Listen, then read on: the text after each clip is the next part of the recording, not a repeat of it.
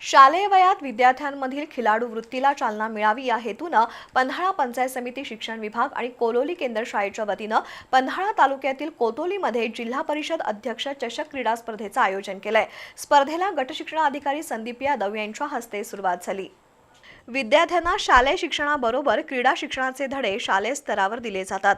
विद्यार्थ्यांमधील क्रीडा कौशल्य समोर यावं आणि त्यातून उत्तम खेळाडू निर्माण व्हावेत या हेतूनं शालेय स्तरावर हिवाळी शालेय क्रीडा स्पर्धेचं आयोजन करण्यात येतं।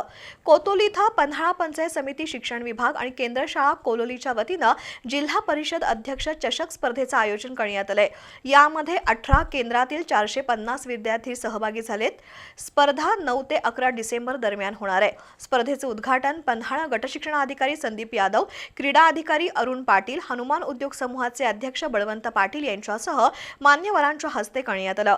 दरम्यान वाळोली विद्यामंदिरच्या विद्यार्थ्यांनी लेझिम खेळाचं प्रदर्शन करून उपस्थितांची मनं जिंकली। या स्पर्धेत कबड्डी, खो-खो, कुस्ती, लांब उडी, रिले, धावणे, थाळीफेक, गोळाफेक अशा विविध स्पर्धा होणार आहेत। दरम्यान उपस्थित विद्यार्थ्यांना क्रीडा अधिकारी अरुण पाटील, गटशिक्षणाधिकारी संदीप यादव यांनी मार्गदर्शन केलं। यावेळी उपसरपंच अजित पाटील, SD पाटील, प्रशांत पाटील, गणेश पाटील, महेंद्र कांबळे, सागर वरपे, सज्जन पाटील, सुरेश लोहार, शिवाजी मानकर, विस्तार अधिकारी KS पाटील, केंद्र प्रमुख प्रकाश ठाणेकर, सखाराम अंगठेकर, अशोक पाटील, अमर वरुटे, राजीव परीट तसंच मुख्याध्यापक, शिक्षक, देणगीदार उपस्थित होते।